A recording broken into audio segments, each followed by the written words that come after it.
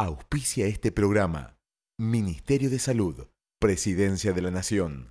¿Qué tal? ¿Cómo le va? Una bienvenida especialísima. Estamos aquí comenzando otro programa con un tema súper interesante.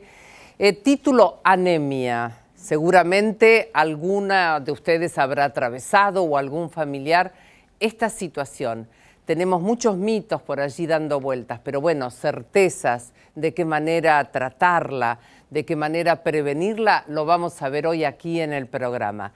Comenzamos con el tema de la alimentación, tema importante también en la anemia. Hola Jerónimo Favaloro, ¿cómo te va? ¿Qué tal? Bueno, ¿qué hemos preparado? Decía que es importante porque uno escucha que hay que tener hierro en la alimentación cuando tenés anemia, ¿no? Entonces lo que hicimos fue bife, o sea, una milanesa que va a ser bife con hueso.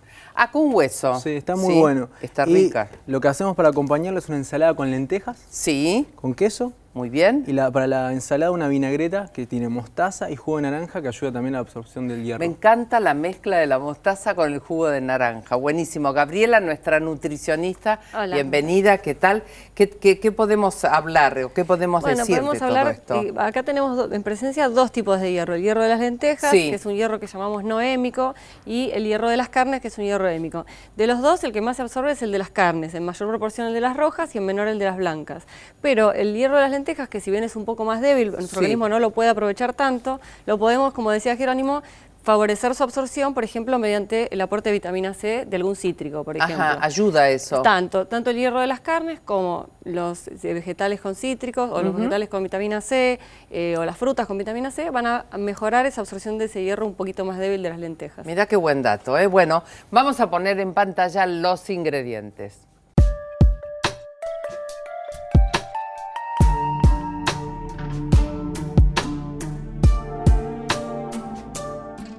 Muy bien, y llega el momento de presentar los profesionales que nos acompañan. El doctor Adrián Pavesi. ¿Qué tal, Adrián? Bienvenido. Él es médico de planta de medicina interna de la Fundación. Y bueno, la anemia, hay muchísima gente que a lo mejor está atravesando un periodo de anemia o tiene anemia y desconoce.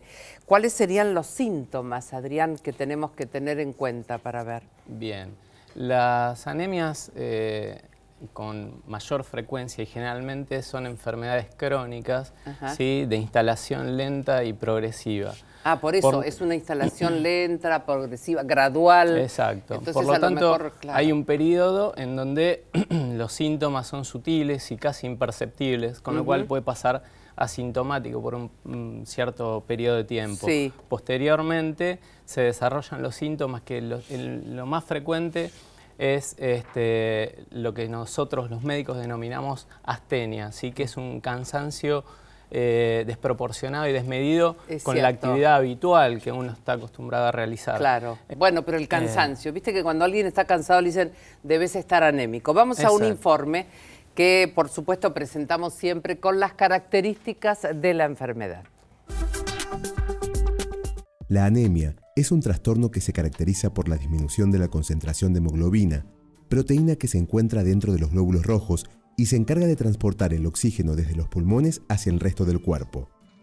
Esta enfermedad puede producirse por pérdidas de sangre, por una carencia nutricional, un defecto en la producción de glóbulos rojos en la médula ósea o por la destrucción de esos glóbulos.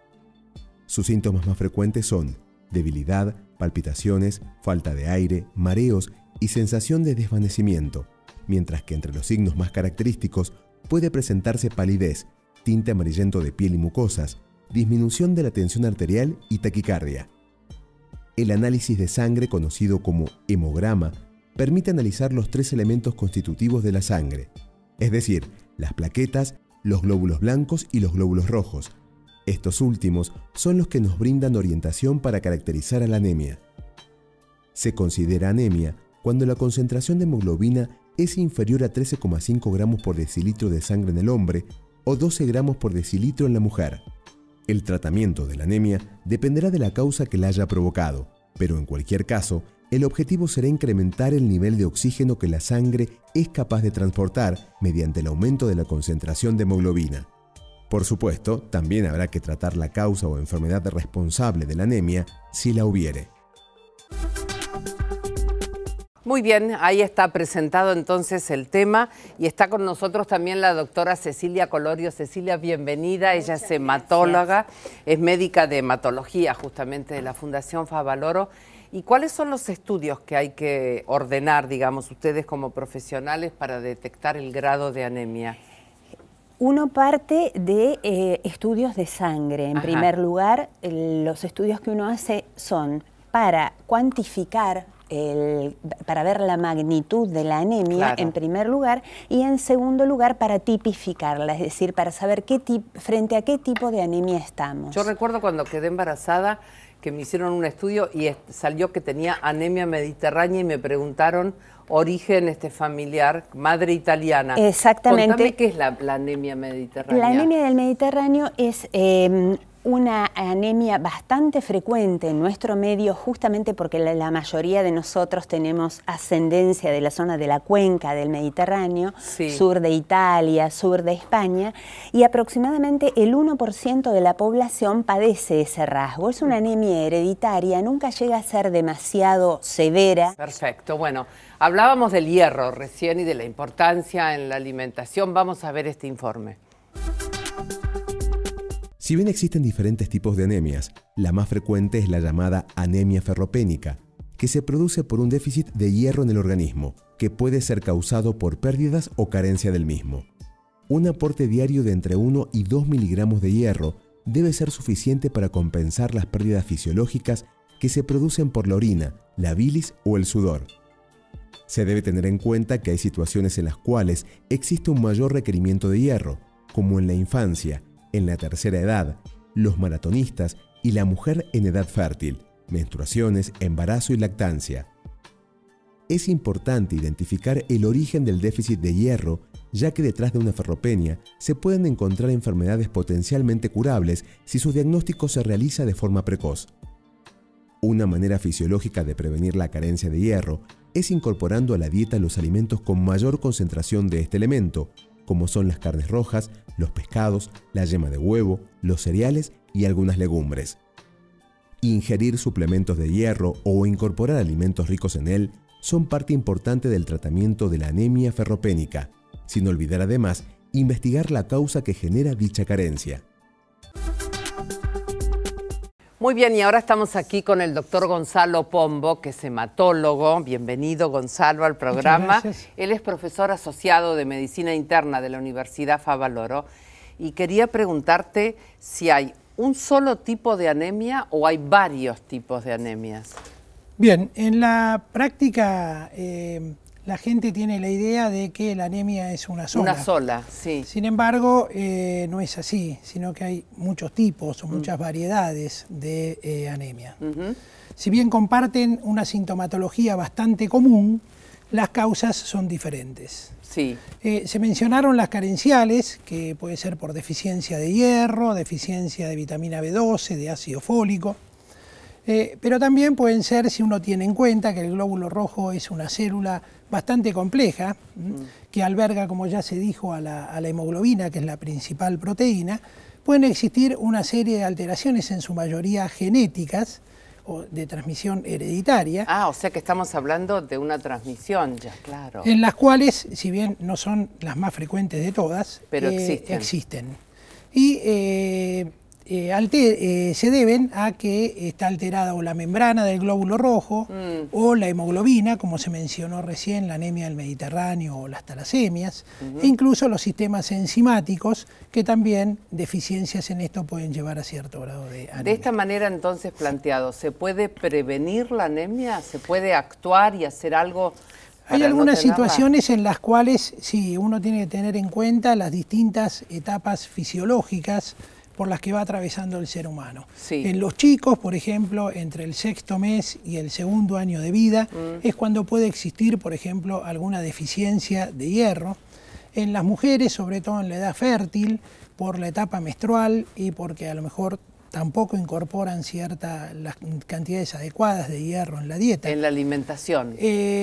También pueden tener carencias de hierro. Durante el embarazo también, sobre todo a partir del 2º trimestre, pero más aún en el último trimestre, pueden tener carencia de hierro. y en el puerperio también. Más aún si uno suma a las mujeres, ahora que está de moda mucho lo de la práctica deportiva y la tendencia maratonista que suele haber, en esta etapa de la vida, sobre todo en las mujeres en edad fértil que encima hacen actividad competitiva, también pueden tener carencia de hierro. Y digamos, cuando una persona empieza un tratamiento, nota una mejoría, ese cansancio, ese color pálido, todas esas características que veíamos. Sí, eso va de la mano del tipo de anemia que sea. Uno tiene que identificar el tipo de anemia y tratarla en virtud de cuál es la causa de ella. Cuando uno le da el tratamiento sustitutivo, en el caso de las carenciales, por ejemplo, se siente, empieza a mejorar eso. Y también hay que ver cuál es la causa, si es un problema absortivo o no, o si es un problema de pérdida, en la cual también tiene que tratar eso, porque si no va a estar en deficiencia permanente. Bueno, nosotros viajamos por todo el país, en este caso vamos a tener la mirada sobre Tucumán y allí siempre, bueno, estamos muy atentos a todo lo que pasa con los agentes sanitarios, con los profesionales, en este caso un odontólogo.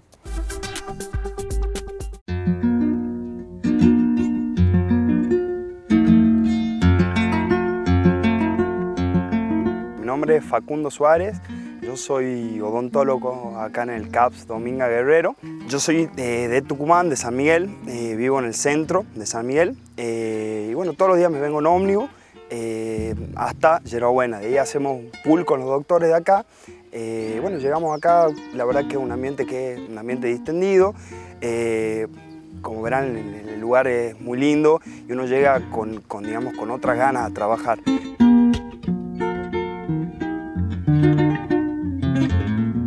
Uno se siente muy contento de poder solucionarle problemas o dolencias a personas que realmente lo necesitan, ¿no? O sea, para ellos, para poder tratarse, tendrían que viajar o tomarse un colectivo o en moto a la ciudad, hacer cola, esperar turnos, etc. Acá, gracias a Dios, se los atiende rápido bueno, y se los organiza. Se trata de dar turnos para solucionarles a cada uno sus problemas.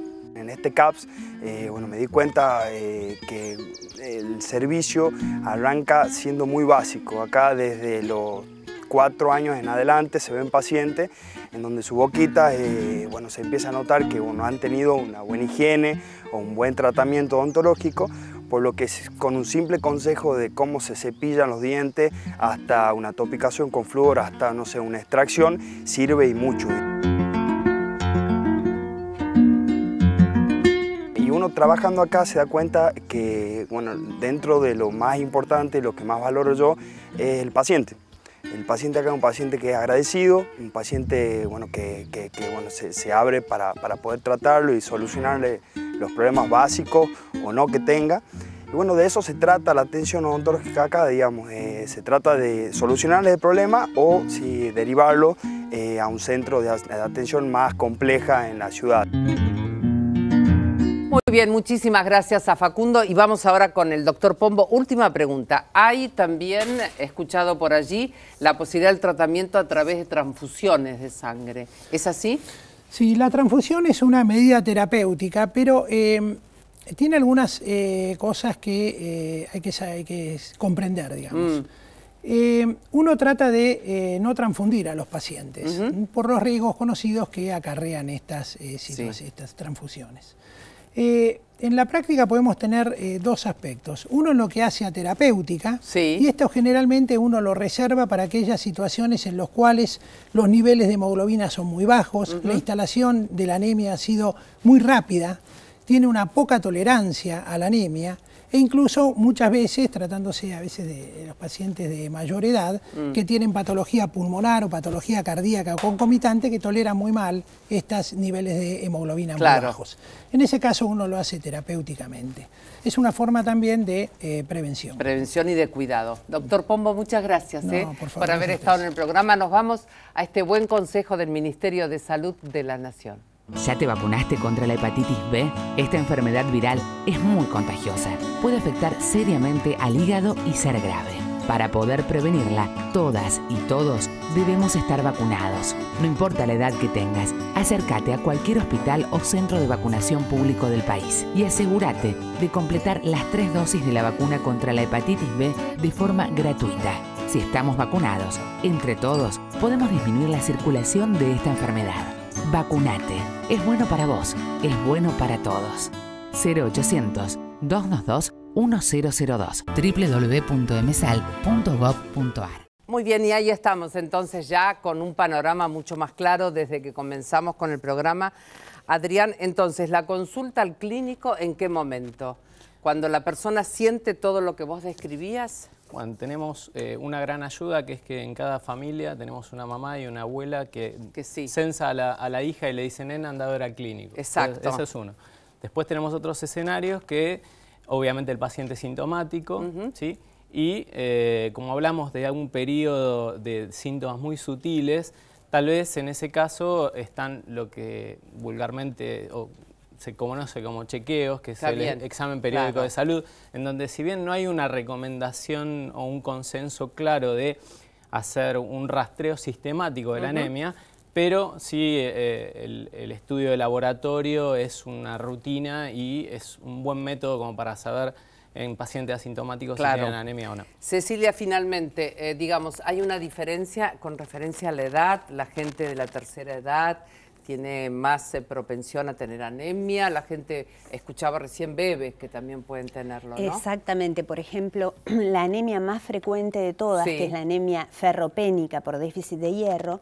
El hierro es un metal que está ampliamente distribuido en los alimentos. Entonces, es bastante más común ver la falta de hierro por carencia, por falta en la alimentación, en los lactantes y niños pequeños alimentados a leche y poca carne, en medios socioeconómicos bajos, y en los pacientes de edad que también comen menos carnes, más harinas, tienen problemas con la dentadura. Con la dentadura, por eso es importante la En cambio, en las edades medias de la vida, ahí tenemos anemia ferropénica, pero más por otras causas, como es la pérdida de sangre. Perfecto. Muchísimas gracias por acompañarnos. Vamos a compartir este informe con ustedes. La anemia es común en los adultos mayores y su prevalencia aumenta con la edad, 10% en los mayores de 65 años y 20-30% en los mayores de 85. Sin embargo, no debe ser considerada como una consecuencia inevitable del envejecimiento. Las causas más frecuentes para este grupo etario son las anemias por déficit de hierro, las asociadas a enfermedades crónicas y las anemias por déficit de vitamina B12 y ácido fólico. Esta enfermedad repercute en su calidad de vida, ya que influye en la disminución de su rendimiento físico, funcional y cognitivo. En los adultos mayores, se considera que existe anemia cuando la concentración de hemoglobina es menor a 11 gramos por decilitro de sangre, tanto en hombres como en mujeres. Los adultos mayores muchas veces tienden a considerar los síntomas típicos de la anemia, tales como la debilidad o la falta de aire, como parte de su edad avanzada y no como propios de la enfermedad. Por tal motivo, es importante que regularmente se realicen los estudios correspondientes tendientes a detectar esta enfermedad. El tratamiento de las anemias en los adultos mayores es similar al que se instaura en las demás edades, aunque es necesario prestar atención también a una dieta equilibrada y orientada a la corrección de cualquier deficiencia alimentaria. Muy bien, y el doctor Daniel López Rossetti y el tema del estrés que todos tenemos, todos atravesamos, ¿no? Y eso es normal, todos tenemos estrés, es normal hasta un punto. Por encima de un punto es anormal o es patología y se manifiesta y tiene manifestaciones. Para decirte qué es, porque claro, al ser una palabra tan común, todos dicen estrés. ¿Qué es el estrés? ¿Qué es el estrés? El estrés es una sobrecarga. Usando metafóricamente este camioncito, más de uno habremos jugado, de los que estén mirando, más de uno habremos jugado con este tipo de camioncito. Vamos a suponer que nosotros somos el camioncito y que tenemos una capacidad de carga determinada, Tete, como un caminante que lleva una mochila. Todos somos como un camioncito que lleva una carga determinada. A ver si me puedo explicar. La carga determinada en general es una carga habitual. Vamos a suponer que fuera esta, que es la carga que este camión puede llevar sin ningún problema. Supongamos que puede llevar hasta 1000 kilos sin ningún problema. Entonces él va por todos lados sin ningún problema, toma las cunetas, el empedrado, todo perfecto. ¿Qué es el estrés? El estrés es cuando las cargas que recibe el camioncito, o sea nosotros, superan la capacidad de resistencia del camión, o sea, de nosotros. Los elásticos, los resortes, la suspensión, los amortiguadores. Es una pérdida de relación entre las cargas y la capacidad de llevar esa carga, claro, la capacidad de respuesta. Si esto ya tiene 1000 y pico de kilos, el camión va a andar, como cuando andamos nosotros con estrés, pero en las cunetas, en el empedrado, en las subidas, claro, cuando tenemos que hacer esfuerzo, empieza a funcionar mal porque la carga supera la capacidad de respuesta. Claro está que si eso es aún mayor, se produce el estrés. El estrés, en definitiva, es una pérdida, y lo podemos hacer con otra metáfora, de la balanza. Sí. El estrés, Tete, es cuando las cargas, lo que yo presiono acá con la lapicera, superan nuestra capacidad de respuesta y la balanza se inclina hacia este lado, o sea, al lado del estrés, y que técnicamente los médicos lo llaman distrés, pero es estrés, es estrés. Y así aparecen los problemas del estrés, los síntomas, etc. Ahora, ¿cómo somos conscientes para sacar esta carga y ponerla que realmente... Bueno, ¿cómo podemos hacer para decir, bueno, no, frenemos acá? Bueno, esa es la pregunta de oro en este sentido. Primero, nadie puede combatir el enemigo que no conoce. Es decir, la pregunta es central. Lo que pasa es que cuando nos entregan en la maternidad, nos entregan sin manual del usuario. ¿Viste? Te dan un pibe en la maternidad, te lo llevas, tenés que llamar al pediatra a ver cómo... Y así venimos en la vida. Sabemos muchos de otras cosas y no de nosotros mismos. ¿Cómo diagnosticamos que tenemos estrés? Porque aparecen signos y síntomas que no son atribuidos a una enfermedad específica. Claro. Por ejemplo, hay sobrecarga y empiezo con síntomas. Claro, el camerama que está ahí, la ama de casa que está allá, el televidente que está allá, el sonidista, vos, yo. Si a todos nos preguntamos cuál es el síntoma de estrés, uno va a levantar la mano y va a decir dolor de cabeza. Contractura, va a decir. Contractura, claro, muy común. Acidez de estómago, cambio de carácter, nerviosismo, insomnio. Entonces, ¿cuál es el síntoma de estrés? Bueno, el que usted dijo primero, probablemente para usted sea ese. Y lo que uno tiene que aprender es cuál es su síntoma de sobrecarga. Claro. Puede ser el dolor de cabeza. ¿Por qué? Porque un síntoma no es, Tete, nada más que un síntoma. Mira vos, si yo tengo dolor de cabeza, no tengo nada más que dolor de cabeza. Tengo algo que se llama síntoma, y un síntoma es otra cosa más importante que el dolor, que es información. El cuerpo me avisa que algo está sucediendo. Perfecto. Bueno, Daniel, muchísimas gracias. Por suerte vamos a vernos todos los programas. Me encanta cómo explicaste todo esto. Gracias. Nos vamos a Entre Ríos y conocemos la historia de Irina.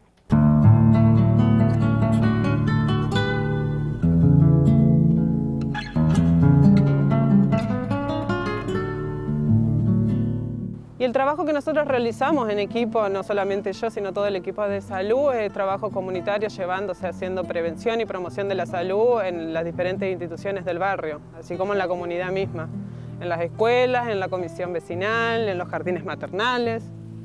O sea, más que nada lo que tratamos de hacer desde el centro de salud es que la comunidad participe y se sienta partícipe del centro de salud, no solamente que quede esperando la atención desde la medicina, sino también que participe en todo el tema de prevención y que nos pueda demandar cualquier tipo de necesidades que tenga. La gente participa un montón en el centro de salud. Sobre todo nosotros tratamos de organizarnos y trabajar con la comisión vecinal, y esto hace que la gente se interese mucho por el trabajo que realizamos. Las demandas siempre llegan al centro de salud, a los diferentes profesionales del centro de salud, tanto como los médicos, los trabajadores sociales, los administrativos. Siempre hay una demanda constante por parte de la comunidad.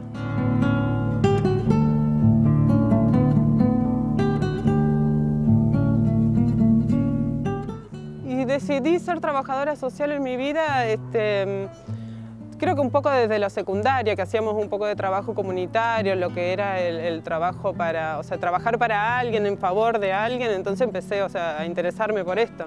Después fui conociendo el trabajo social en realidad bien cuando empecé a estudiar. Uno no tiene una idea muy específica de lo que es el trabajo social hasta que empieza a estudiar y hasta que empieza a realizar las prácticas y a ejercer como profesional, ¿no? Se va construyendo constantemente. Y el trabajo social todo el tiempo te va llevando a hacer cosas diferentes todos los días, no es algo que te encierre en una sola actividad, sino que vos vas descubriendo día a día en el trabajo con la gente, te involucrás, conocés mucho más el barrio, no solamente estando dentro del centro de salud, que te encerrás y venís y trabajás y te quedás ahí adentro, sino que vos salís, conocés, la gente te reconoce también. Eso es una gran satisfacción.